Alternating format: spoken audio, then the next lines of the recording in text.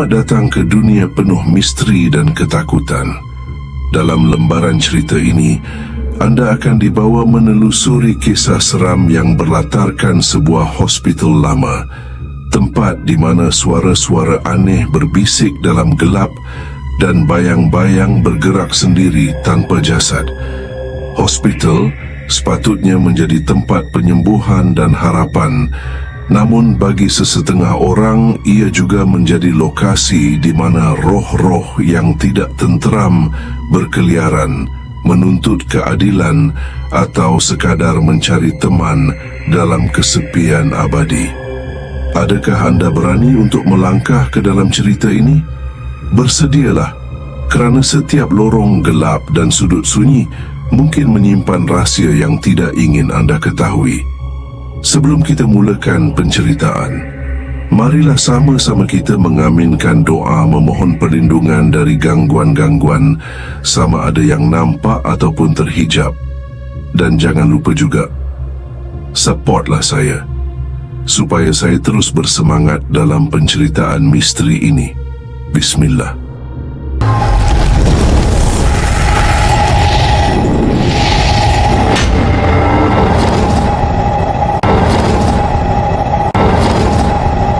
لو أنزلنا هذا القرآن على جبل لرأيته خاشعا متصدعا من خشية الله وتلك الأمثال نضربها للناس لعلهم يتفكرون.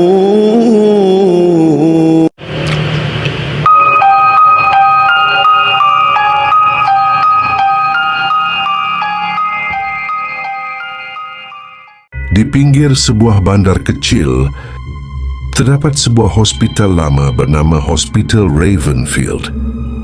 Bangunan itu usang dan tingkap-tingkap pecah, yang menambah suasana seramnya. Dahulu hospital ini adalah pusat perubatan terbesar di kawasan itu, tetapi ia ditutup secara tiba-tiba lebih 20 tahun yang lalu selepas satu kejadian tragis yang tidak pernah dijelaskan sepenuhnya. Kisah silam yang menyeramkan. Pada tahun 1999, Hospital Ravenfield masih beroperasi seperti biasa. Namun terdapat kabar angin tentang perkara ganjil yang sering berlaku di situ. Pesakit sering melaporkan terdengar suara bisikan pada waktu malam, lampu yang berkelip-kelip tanpa sebab.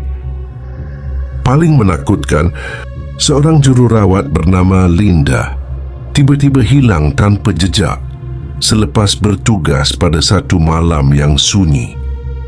Dia tidak pernah dijumpai dan hanya barang-barang pribadinya yang masih tertinggal di loker.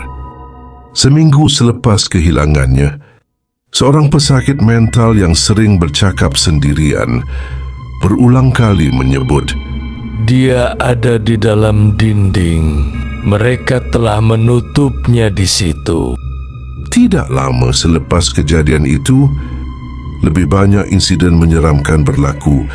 Pesakit menemui lebam-lebam aneh di badan mereka ketika bangun pagi, dan beberapa orang kaki tangan mendakwa terdengar suara Linda menangis di bilik yang pernah menjadi tempat kerjanya. Akhirnya seorang doktor yang juga merupakan pengarah hospital, Dr. Raymond, meninggal dunia secara misteri di pejabatnya. Tubuhnya ditemui dengan wajah yang membeku dalam ketakutan, seolah-olah dia telah melihat sesuatu yang mengerikan sebelum ajal menjemputnya. Selepas kematiannya, hospital itu ditutup serta-merta. Kumpulan penjelajah paranormal.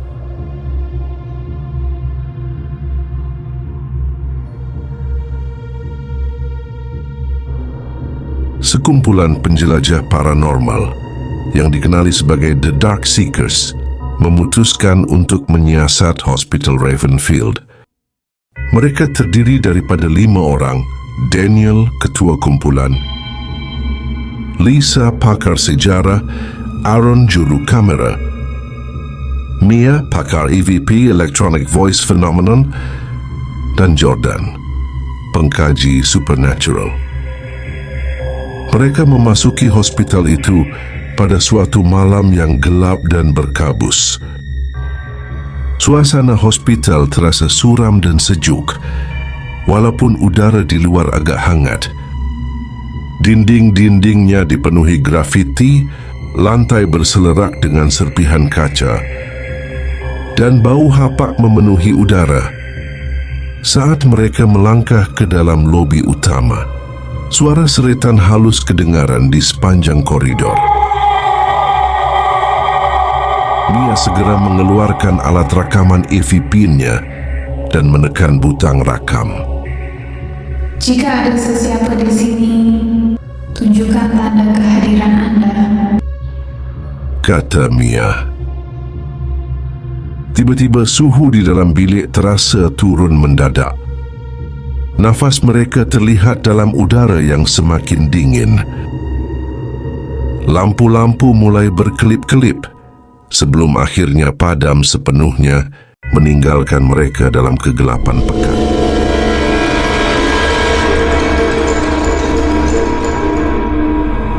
Lisa merapatkan diri kepada Daniel, hatinya berdegup kencang. Kita perlu keluar dari sini. Bisik Lisa. Suaranya hampir tenggelam dalam ketegangan yang menyelubungi mereka.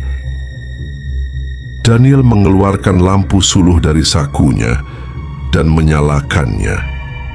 Cahaya putihnya bergetar sedikit ketika dia menghalakannya ke sekeliling ruangan.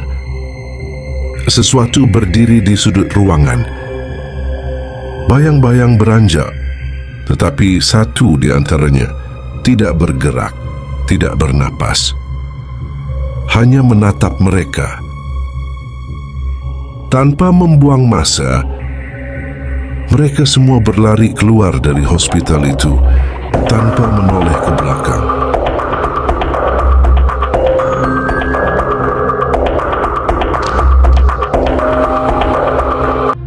Rahasia yang terbongkar.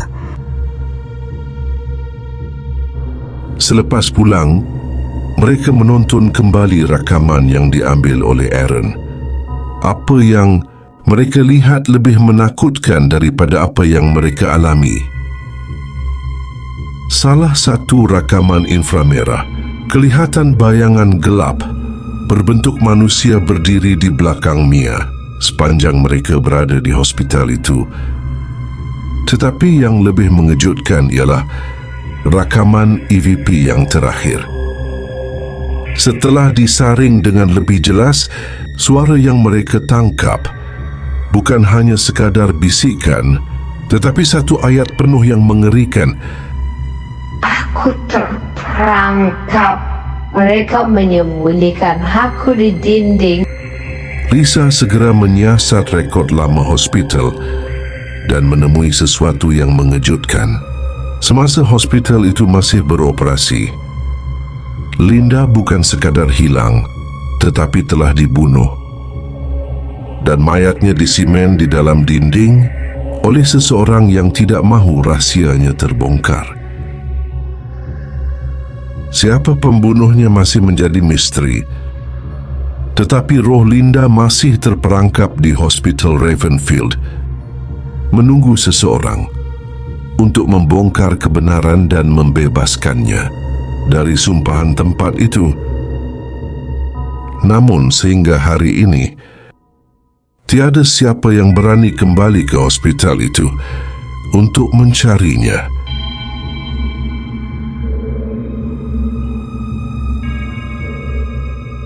Kisah kedua. Hospital lama, shift malam. Di sebuah hospital lama yang terletak di pinggir bandar, seorang jururawat bernama Aina baru sahaja dipindahkan untuk bertugas dalam shift malam. Hospital itu pernah menjadi pusat rawatan utama sejak zaman kolonial. Namun semakin lama, ia menjadi usang dan semakin kurang digunakan, kecuali untuk kes-kes kecemasan dan pesakit kronik. Pada malam pertamanya, Aina merasakan sesuatu yang ganjil ketika dia berjalan di koridor sunyi. Bunyi derapan tapak kaki bergema, meskipun dia pasti hanya dia seorang di situ. Lampu di hujung koridor berkelip-kelip sebelum akhirnya padam, meninggalkan sudut itu dalam kegelapan. Degupan jantungnya meningkat, tetapi dia cuba meyakinkan dirinya bahawa itu hanya gangguan elektrik biasa. Namun gangguan kecil itu hanyalah permulaan. Malam-malam seterusnya menjadi lebih seram. Suatu malam ketika dia sedang memeriksa wad kosong, Aina melihat kelibat seorang wanita berpakaian jururawat lama berdiri di tepi tingkap. Wajahnya pucat dan matanya kosong. Sebelum Aina sempat bertanya atau bergerak, wanita itu lenyap begitu sahaja.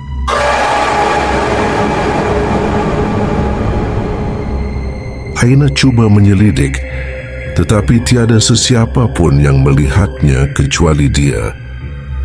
Semakin lama dia bekerja di hospital itu, semakin kerap gangguan berlaku. Ada pesakit yang mengadu mendengar suara bisikan di telinga mereka pada waktu malam. Ada juga yang melihat bayang-bayang hitam melintas di depan mereka. Paling menakutkan, Aina pernah terdengar suara seseorang menangis di bilik penyimpanan mayat. Tetapi ketika dia masuk untuk memeriksa, bilik itu kosong dan sunyi. Rasa ingin tahu mendorong Aina untuk mencari tahu lebih lanjut. Dia bertanya kepada jururawat-jururawat lama tentang sejarah hospital itu. Seorang jururawat senior, Puan Rahimah, akhirnya mendedahkan sebuah kisah lama yang menyeramkan. Dulu, ada seorang jururawat bernama Mariam yang bertugas di hospital ini. Dia seorang yang baik dan sangat berdedikasi, tetapi nasibnya tragis. Pada suatu malam, ketika dia dalam perjalanan pulang, selepas tamat shift, dia diserang oleh seorang pesakit mental yang melarikan diri dari wad psikiatri. Dia meninggal dunia akibat kecederaan parah dan mayatnya ditemui di lorong belakang hospital keesokan harinya. Begitulah kisah tragis Mariam. Sampai sekarang, penampakan lembaga yang menyerupainya mengganggu jururawat dan pesakit yang lain. Ada orang kata rohnya tidak tenang dan bermacam-macam lagi. Kita doakan jelah semoga dia tenang di sana. Aina merasakan bulu romanya meremang. Adakah roh Mariam masih berkeliaran di hospital ini? Mencari keadilan atau sekadar mengawasi mereka yang masih bertugas? Malam berikutnya, Aina memutuskan untuk berhadapan dengan ketakutannya. Dia bekerja seperti biasa, tetapi kali ini dia membawa seutas tasbih dan membaca doa di setiap sudut wad. Ketika dia sampai di bilik penyimpanan mayat, suara tangisan itu kembali kedengaran.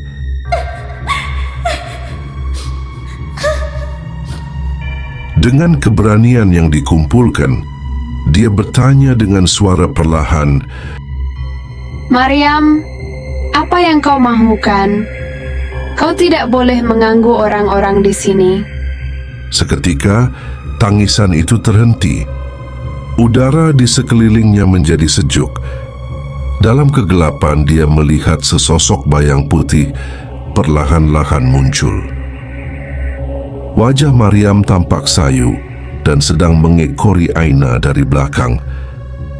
seolah-olah ingin menyampaikan sesuatu.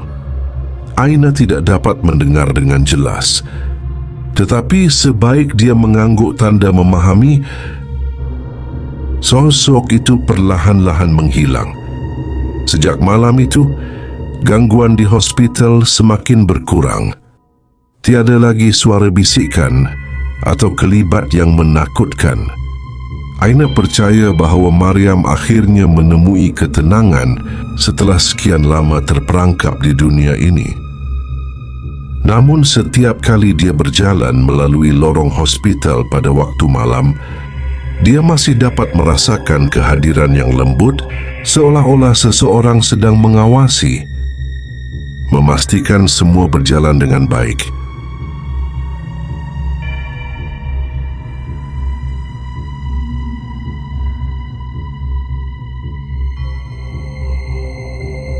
Alhamdulillah. Macam mana cerita tadi? Okey ke tak? Sila komen di bawah.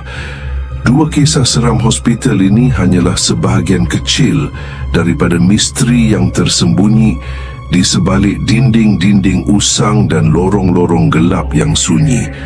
Sama ada ia sekadar cerita atau realiti yang menanti untuk didedahkan, satu perkara pasti, hospital bukan sekadar tempat untuk menyembuhkan tubuh, tetapi juga menyimpan kenangan dan entiti yang mungkin tidak pernah pergi. Adakah anda percaya bahawa setiap bisikan yang terdengar di tengah malam hanyalah bayangan minda? Atau mungkinkah ada sesuatu yang sedang memerhati, menunggu saat untuk menunjukkan dirinya? Hanya mereka yang berani yang akan tahu. Jangan lupa like, share dan subscribe tanda support anda kepada Generate Horror. Supportlah Generate Horror supaya saya boleh kembangkan lagi misteri ini. Berhati-hatilah kerana tidak semua yang berada di hospital itu masih hidup.